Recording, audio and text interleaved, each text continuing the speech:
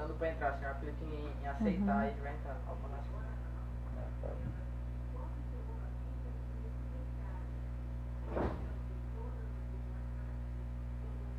Olá.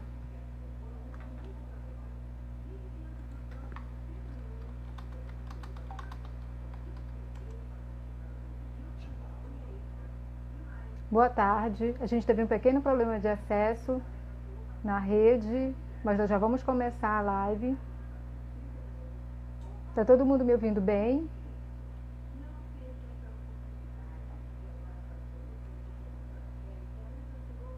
Estou só aguardando um pouquinho a Luara.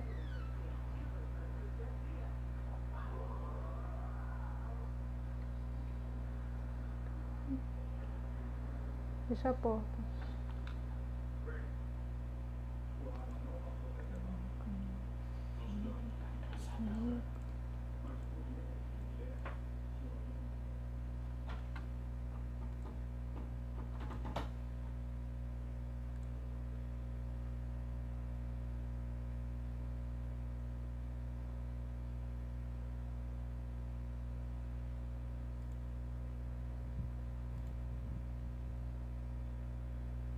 Vamos lá.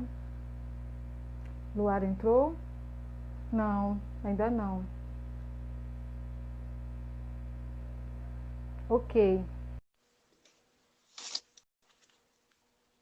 Bom, boa tarde a todos.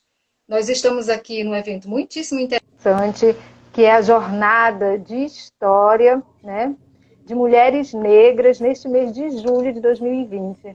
Então, nós vamos começar uma nova rodada de apresentações. Dessa vez, nós vamos ter uma professora que é historiadora, Luara Santos, né?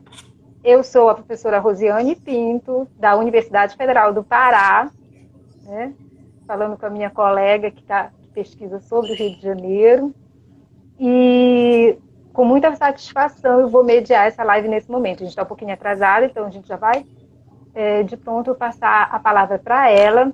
Eu só queria registrar que eu falo da Faculdade de História do campus de Bragança da Universidade Federal do Pará e coordeno junto com a minha amiga Wanda Ponte o grupo de estudos e pesquisas interculturais Pará-Maranhão, o GEIPAM, e também colaboro, né, sou professora do Prof. História aqui da UFPA. Tá? Então, nós vamos passar a palavra para a Luara, que é uma professora que fez o doutorado dela no mesmo programa de pós-graduação que eu fiz, na UF, né, em História, e ela vai falar sobre uma intelectual negra no contexto do pós-abolição, a professora Coema. Então, com muita alegria, eu passo a palavra para ela, tá? Fique à vontade, Luara, seja bem-vinda. Olá, professora, boa tarde. Tá me ouvindo? Sim, estou ouvindo sim. Muito prazer. Queria agradecer pela oportunidade à Rede de Historiadores Negros. Esse está sendo um momento muito especial, muito importante, né? Poder falar sobre nós, para nós e por nós também. Então, está sendo muito bacana. Bom, na verdade, eu ainda estou cursando o doutorado, né? Estou aí caminhando para um momento mais reflexivo, né, para a escrita do texto para qualificação. Agora, de fato, é que eu estou me detendo sobre as fontes que eu venho levantando ao longo desses 3 anos. Bom, meu ponto de partida foi um ponto de chegada. Eu fiz um mestrado em Relações Étnico-Raciais no Cefet, né, no Programa de Pós-Graduação em Relações Étnico-Raciais, e aí eu pesquisei sobre a trajetória do professor Emetério José dos Santos. À época eu levantei, né, os estudos que existiam sobre ele, não eram muitos. Eu destaco a pesquisa da professora Maria Lúcia Rodrigues Miller, e aí a partir daí eu fui levantando, eu escrevi o projeto, fui buscando levantar, né, fontes sobre a trajetória dele, e eu imaginava no início, né, que ele tinha sido completamente silenciado por conta do racismo do seu tempo, e aí levantando as fontes eu pude perceber que não, que ele enfrentou o racismo sim, mas que ao tempo dele ele foi muito ativo, ele foi reconhecido intelectualmente, inclusive, uma referência enquanto professor de língua portuguesa. Nesse momento, enquanto eu levantava assim as centenas de referências relacionadas a ele, eu fui levantando também o que eu localizava relacionado às mulheres da família, né? Ele era casado com uma mulher negra, professora Rufina, professora também, Rufina Vaz Carvalho. E a partir desse casamento, eles tiveram 6 filhos, 4 rapazes, 2 moças, Coema e Gulnari. Coema é a primeira filha do casal, né? Eles se casaram em 1878. Coema nasceu 10 anos depois, em 1888, no dia 20 de outubro. E o porquê do título dessa minha apresentação? Coema é um nome indígena, né, de origem tupi-guarani, que significa o início da manhã, pelo menos pelas minhas fontes aqui levantadas, né? Esse é o significado do nome Coema. E a professora Coema, né, a menina Coema, ela vai seguir os passos dos pais, né? Ela vai frequentar a escola normal, ela vai se formar professora também, né? Então, ela é o ponto de partida dessa história também da família. Por quê? O professor Emetério dos Santos, assim como a Rufina, sua esposa, eles não eram pessoas, eles não experimentaram a escravidão, eles não vivenciaram a escravidão.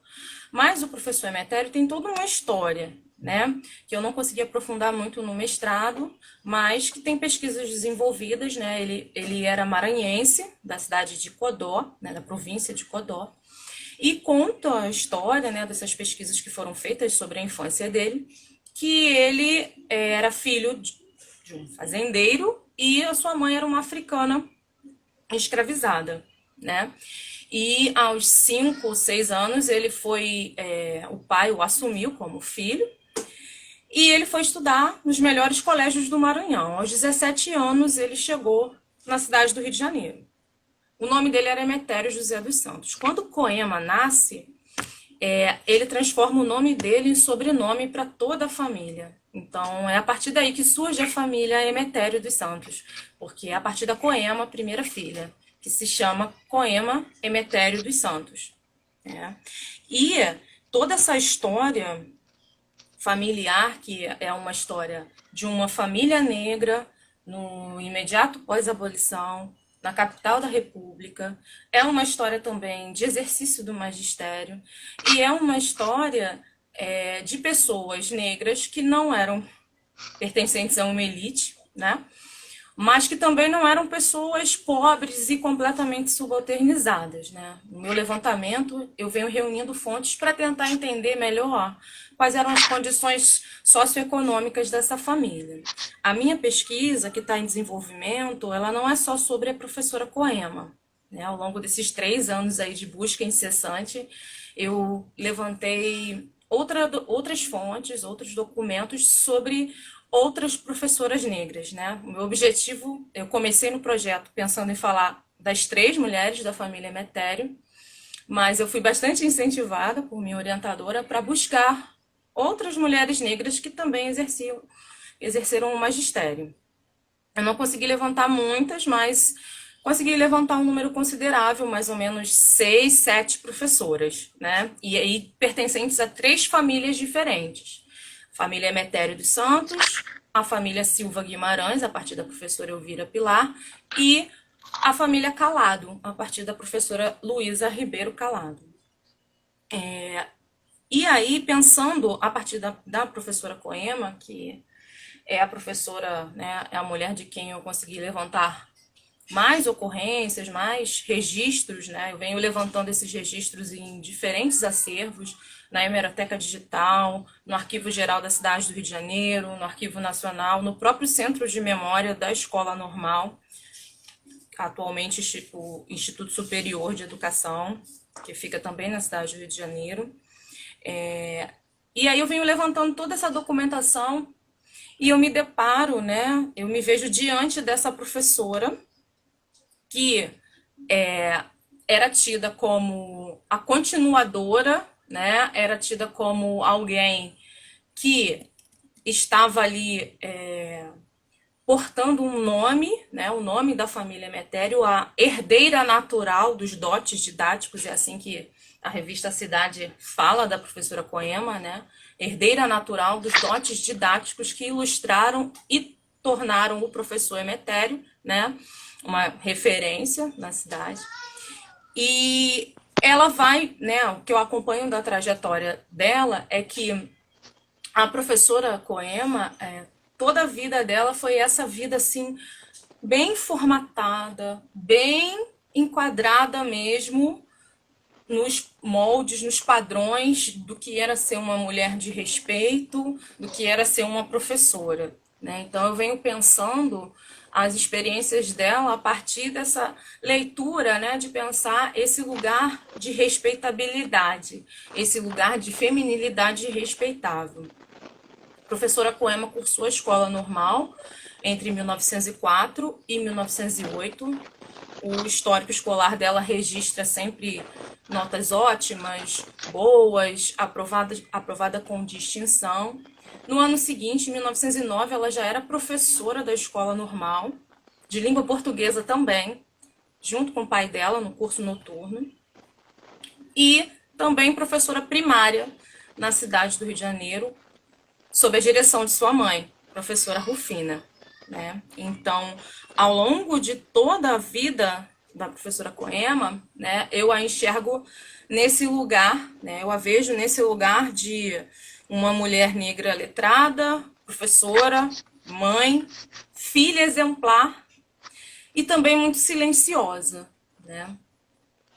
O pai teve uma produção intelectual assim muito contundente e conhecida e reconhecida, e ele era uma voz, né, contra o preconceito de cor. Ele escrevia artigos, ele conferia palestras falando contra, né, a discriminação que pessoas negras sofriam. E eu suspeito que essa produção não era uma produção somente dele, mas uma produção construída em família. Em alguns momentos ele dá alguns sinais, mas é ele sempre quem assina a autoria dessa produção, né? E a professora Coema, a filha, está sempre como alguém que está como espectadora, né?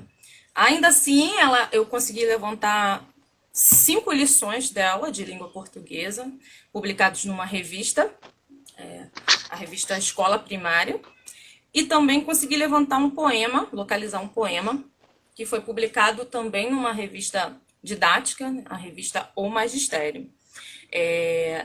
Mas não consegui levantar outras produções, né? Ainda assim, eu venho pensando esses silêncios dela, pensando como ela falava e o que ela falava através da sua estética, através do seu bom comportamento, através dessa trajetória de mulher completamente enquadrada aos padrões da época.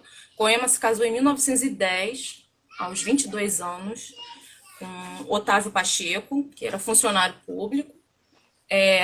Um dos padrinhos, uma das testemunhas do casamento foi o general Pinheiro Machado, um político muito importante, poderoso, né, da Primeira República. Em 1912, Coema teve um filho, que ela também deu o nome de Emetério. Então, Emetério dos Santos Pacheco, o mesmo nome, né, do seu pai, o nome do avô. Esse casamento ele dura só até 1916. Em 1916, esse marido some, desaparece, não tem mais nenhum registro, nem registro do porquê desse sumiço, como se deu essa separação. O que eu consegui levantar é que nos anos 40, oficialmente ela conseguiu o desquite. Mais ou menos em 1922, o pai dela, o professor Emetério, fez um novo registro do menino, do neto, dessa vez colocando que o pai era falecido, né? Eu não tenho maiores fontes, mas ainda assim, né, eu venho pensando o que foi para essa mulher negra, professora, completamente enquadrada aos padrões, né? O que foi para ela ter sido abandonada, né, por seu marido. Seu marido, que era um homem branco, pelas fontes que eu consegui registrar. Eu tenho pesquisado também na plataforma digital Family Search e levantado assim muitos registros de nascimento, de óbito. de casamento, como foi possível acessar o registro de casamento, né, dos dois. E nesse registro consta que ele era um homem branco, né? E nessa sociedade, né, que era uma sociedade completamente atravessada por estereótipos raciais, por enquadramentos às mulheres de modo geral, e aí enquadramentos que relacionavam raça e gênero às mulheres negras, né?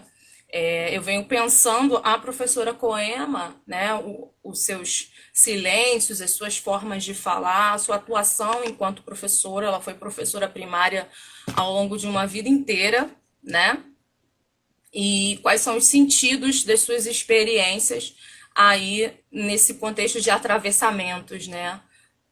De questões de estereótipos raciais, que eram muitos, ainda que a documentação da administração pública não deixe registros sobre, né, esses estereótipos, sobre rótulos raciais, mas existem outros lugares em que a gente consegue levantar, né, a imprensa é um desses lugares, né, os registros da imprensa, onde a gente consegue levantar uma gama de estereótipos, né, que estavam associados às pessoas negras, desumanizando as pessoas negras ou invisibilizando, né?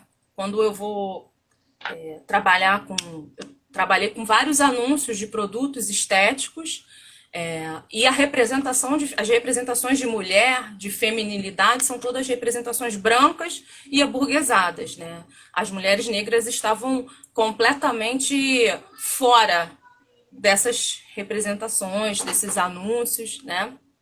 Então, é nesse sentido que eu estou pensando, a partir da trajetória da professora Coema e das outras professoras negras que eu levantei, né?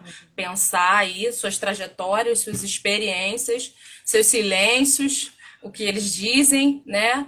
Nessa sociedade que aparentemente, superficialmente, não era racializada, mas que, muito pelo contrário, era totalmente racializada, ainda que não tivesse um apartheid, um sistema oficial de exclusão ou de qualquer outra forma que oficialmente segregasse pessoas negras e brancas. Existem outras formas de pensar, né, outras formas de materialização dessa racialização e desses estereótipos que eram lançados às pessoas negras, né? E aí é nesse sentido que eu estou caminhando com a pesquisa.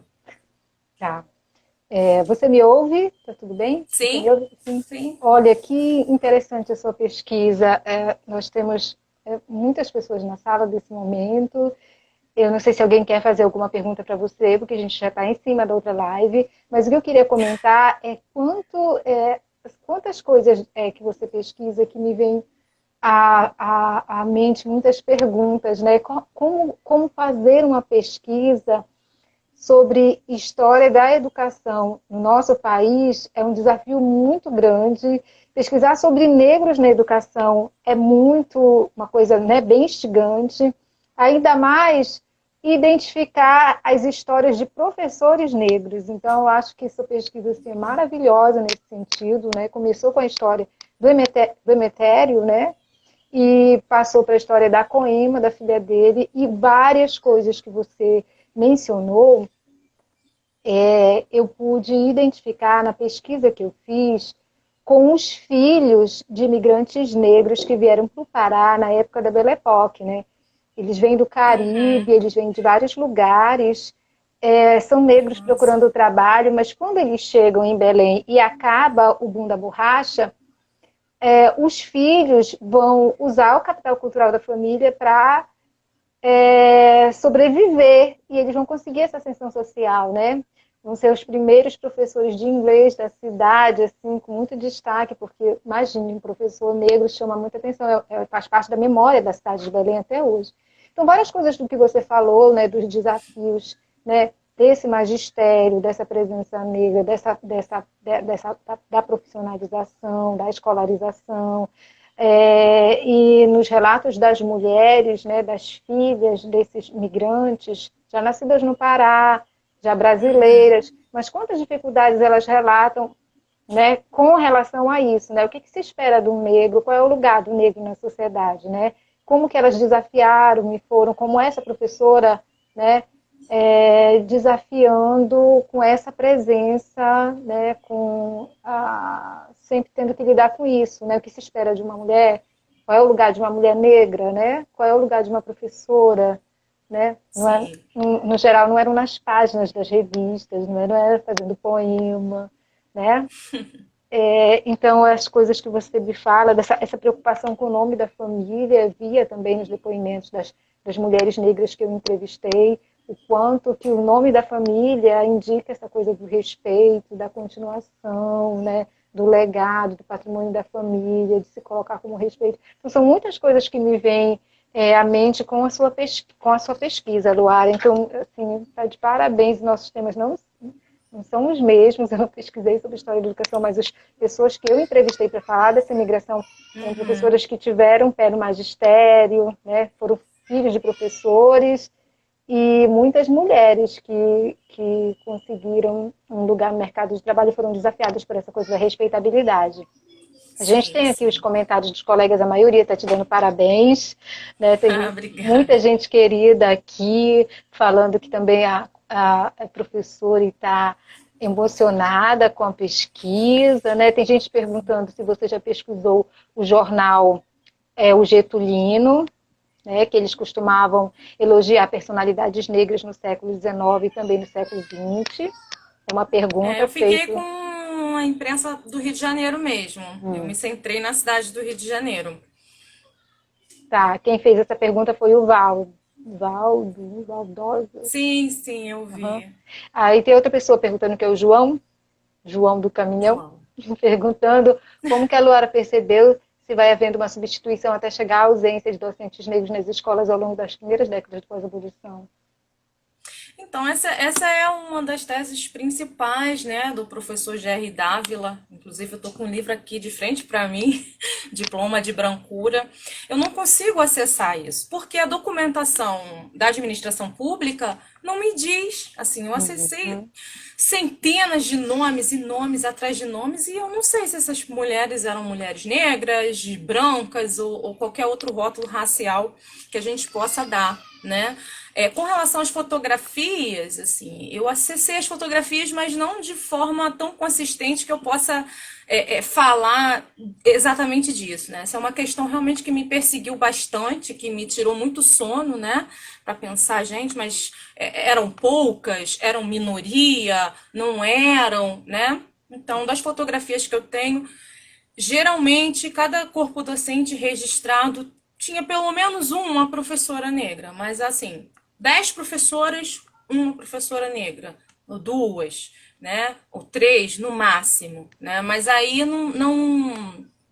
isso não me dá elementos para afirmar com tanta certeza, assim, que eu possa dizer, não, houve uma substituição de professores negros a partir de momento XYZ. Não tenho como fazer afirmações desse tipo. Então, preferi me centrar mesmo e tentar mapear toda essa estrutura educacional, como que ela estava se constituindo, e pensar essas professoras negras, essas que eu consegui levantar, né, registros sobre suas trajetórias, e pensá-las aí nessa sociedade enquanto professoras, enquanto mulheres negras, né, pertencentes a esses círculos letrados, algumas próximas de figuras proeminentes, como o professor Emetério, né, e aí esse foi um dos meus pontos de início para a pesquisa, né.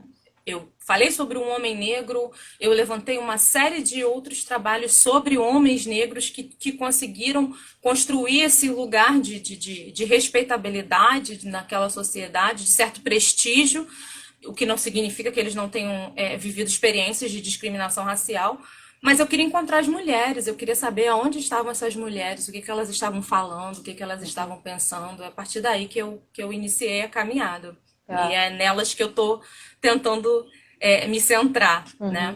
Luara Jane perguntou se as fontes são precisamente sobre o Rio de Janeiro. Você já falou que sim, né? E a Súria Pombo pergunta se há um conjunto, diz que há um conjunto de professoras da Baixada Fluminense com muitas professoras negras e estudantes também. Sim.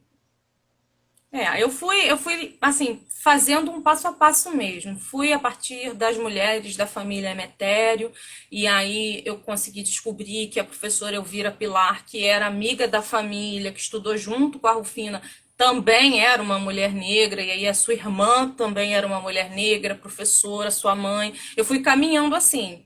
E no levantamento, no Arquivo Geral da cidade, eu cheguei até o nome da Luísa Calado, Uhum. que é alguém que não estava no meu radar, né? Foi dessa forma que eu fui caminhando. Tá. Querida, eu vou te agradecer. A gente vai encerrar Eu para que poder agradeço. vir. O nosso colega, né, o Leandro Bulhões está aí aguardando também.